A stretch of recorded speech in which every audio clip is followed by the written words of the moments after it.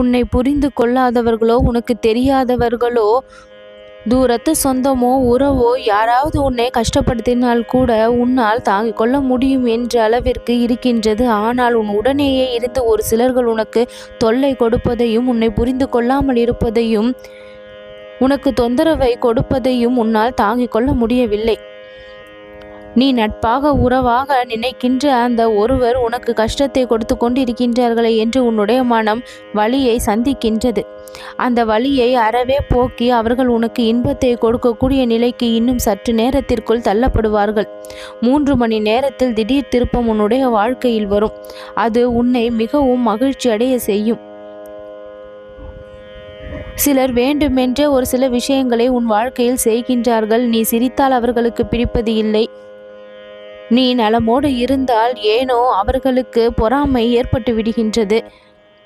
ஒரு சில நேரங்களில் உனக்கு சாதகமாக நடந்து கொள்கின்றார்கள். உன்னுடைய நலனில் அக்கறை கொள்கின்றார்கள். உன்னுடைய மகிழ்ச்சியில் பங்கு கொள்கின்றார்கள்.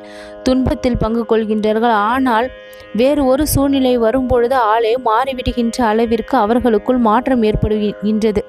இதற்கு காரணம்தான் என்ன என்பதை உன்னால் புரிந்து கொள்ள முடியவில்லை. இதற்கு முக்கிய காரணம் அவர்கள் சூழ்நிலை கைதிகளாக இருப்பதுதான். அவர்களுடைய சூழ்நிலை சரியாக வேண்டும் என்றால் உன்னை தூக்கி வைப்பதும் இறக்கி விடுவதுமாக அவர்களுடைய நிலையில் தடுமாறிக்கொண்டு இருக்கின்றார்கள். நான் உனக்கு சொல்ல வேண்டியது ஒன்றே ஒன்றுதான். யாரிடமும் அதிக எதிர்பார்ப்பை வைத்தால்தான் ஏமாற்றங்கள் கிடைக்கின்றது. அதிக அன்பை பிறரிடம் எதிர்பார்க்கும் பொழுதுதான் ஏமாற்றம் மிஞ்சுகின்றது. இறைவனுடைய துணைதான் இறுதி வரை வரும். மீதம் இருக்கின்ற எல்லா உறவுகளுமே நிலையற்றதுதான். இறுதி வரை வரப்போவது இல்லை என்பதை ஆழமாக பதிய வைத்து கொண்டால் எதுவுமே பாரமாக மாறிவிடாது. அதிக அன்பை கொட்டி கொடுத்து அதை எதிர்பார்க்கும் பொழுதுதான் ஏமாற்றம் பெற வேண்டிய நிலை ஏற்படுகின்றது. இறைவனின் மீதான அதிக பக்தியும் அன்பும் உன்னை எக்காலமும் காத்து நிற்கும்.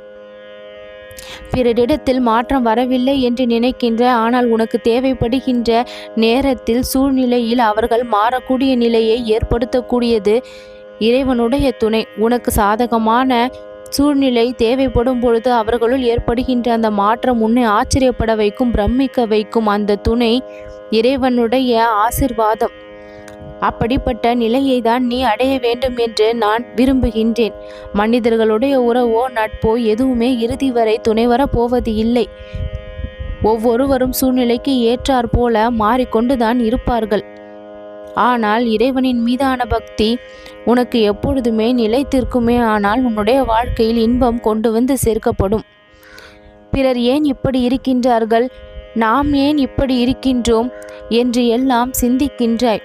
ஆனால் அந்த சிந்தனைகள் எல்லாமே வீண்தான். அது எல்லாம் நேரத்தை கரைப்பது. பிறரை பற்றி அவர்கள் ஏன் இப்படி இருக்கின்றார்கள், நம்மை ஏன் குறை சொல்கின்றார்கள், நம்மை ஏன் இப்படி எடை போட்டு வைத்திருக்கின்றார்கள் என்று எல்லாம் நினைத்து உன் நேரத்தை நீ விரயமாக்காதே. அந்த நேரத்தை எல்லாம் இறைவனுடைய மந்திரத்தை சொல்வதையும் திருவுருவத்தை மனதில் ஜெபிப்பதையும் நீ வைத்திருந்தால் உன் வாழ்விற்கு தேவையான அத்தனை சுகங்களும் இன்பங்களும் தேவைகளும் தானாக பூர்த்தியாகும் என்பதுதான் உண்மை. வாழ்க்கையில் நீ தெரிந்து கொள்ள வேண்டிய ரகசியங்கள் நிறைய இருக்கின்றது. பேசி பிறரிடம் புரிய வைக்க எதையும் முயற்சி செய்யாதே. அவர்களுக்கு எல்லாம் தெரிந்திருக்கின்றது என்று பலமுறை சொல்லி இருக்கின்றேன். நீ சொல்வதால் அவர்களுக்கு புரிந்துவிடப் போவது இல்லை.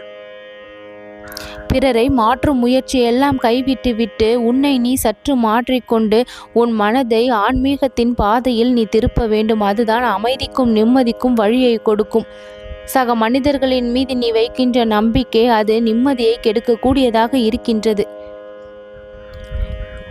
இறைவனை நாடு. இறைவனுடைய துணைதான் உன் வாழ்க்கைக்கு பாதுகாப்பு.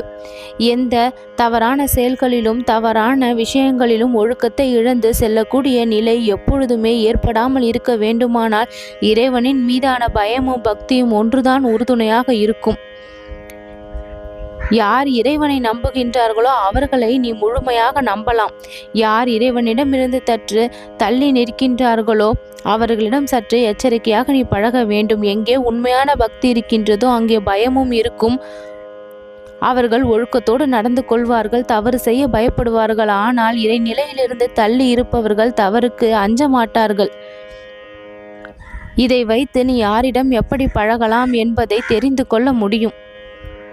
இறைவன் ஆங்காங்கே உனக்கு குறிப்புகளை கொடுக்கின்ற விஷயங்களை நீ இறைபக்தியின் மூலம் பெற்று கொள்ளலாம். உன் மனம் அமைதியாகவும் தெளிவாகவும் இருக்கும் பொழுது ஆங்காங்கே காட்டப்படுகின்ற குறியீடுகளும் அடையாளங்களும் சின்னங்களும் உன்னுடைய வாழ்க்கையின் வெற்றி பாதைக்கு உன்னை கொண்டு செல்லும். அந்த வெற்றிக்கான பாதையை நீ கண்டறிய வேண்டுமானால் இறைவனுடைய கரத்தையும் பாதத்தையும் பற்றி கொண்டவனாக இருக்க வேண்டும். இறைவனை முழுமையாக சரணடைந்து இறைவனின் மீது அன்பை செலுத்தி பக்தியை செலுத்தினால் உன் வாழ்க்கை நலனை பெறும். பிறருக்கு நீ யார் எப்படி என்று புரிய வைத்து கொண்டே இருக்க வேண்டும் என்ற அவசியம் உனக்கு இல்லை.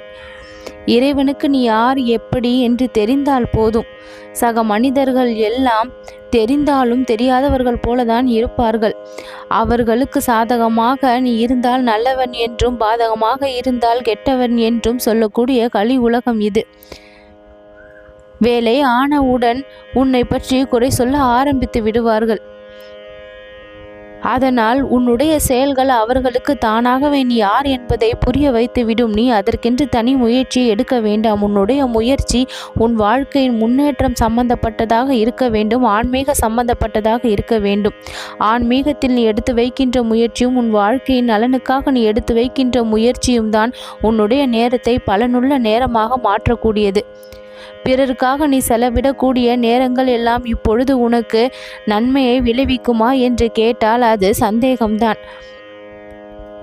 உன்னுடைய வாழ்விற்காகவும் இறைவனை நினைப்பதிலும் உன்னுடைய நேரத்தை பயனுள்ள நேரமாக நீ மாற்றிக்கொள்ளலாம். உன்னுடைய வாழ்க்கை எதையெல்லாம் கொண்டு வந்து சேர்க்க வேண்டும் என்று விதிக்கப்பட்டு இருந்ததோ அதையெல்லாம் காலமும் நேரமும் வரும்பொழுது சரியான நபர்களின் மூலமாக உனக்கு கிடைக்க வேண்டியது கிடைக்கும். யாரை அப்பொழுது நீ முழுமையாக நம்ப வேண்டுமோ தானாக உன்னுடைய மனம் அவர்களை நாடும். யார் உனக்கு அன்பை கொடுக்க வேண்டும் என்று நினைக்கின்றாயோ அவர்கள் எல்லாம் இப்பொழுது விலகி இருப்பது போல தோன்றினாலும் உனக்கான சரியான நபர்களை காலம் உனக்கு அடையாளம் காட்டும். அவர்களோடு நீ உள்ளம் மகிழ்ந்து உன்னுடைய வாழ்க்கைக்கு அர்த்தத்தை காண்பாய். அதுவரை உன்னுடைய வாழ்க்கையின் கர்மங்களை கழிக்க சில நபர்கள் உனக்கு கஷ்டத்தை கொடுப்பார்கள். ஆனால் அவர்கள் எல்லாம் உனக்கு கஷ்டத்தை கொடுக்க வந்தவர்கள் அல்ல, உன் வாழ்வில் இருக்கக்கூடிய கஷ்டத்தை எடுக்க வந்தவர்கள். இதை புரிந்து கொண்டால் யார் மீதும் கோபமும் பகையும் வெறுப்பும் ஏற்படாது. எல்லோரையும் அன்போடு நேசித்து அன்போடு பார்த்து இரக்கத்தோடும் கருணையோடும் வாழ்ந்து வந்தாலே உன்னுடைய வாழ்க்கைக்கு இன்பங்கள் தானாக வந்து சேரும். பிறர் வாழ்க்கையில் எப்படி நடந்து கொண்டு இருக்கின்றார்கள் என்பதை காட்டிலும் உன் வாழ்க்கையில் நீ எந்த அளவிற்கு நல்ல மனதோடு நல்ல செயல்களோடு நல்ல சிந்தனையோடு வாழ்கின்றாய் என்பது உனக்கு கோடி நன்மையை கொண்டு வந்து சேர்க்கக்கூடியதாக இருக்கும். வரப்போகின்ற திருப்பம் உன்னை மகிழ்விக்கும். நல்லது நடக்கும்.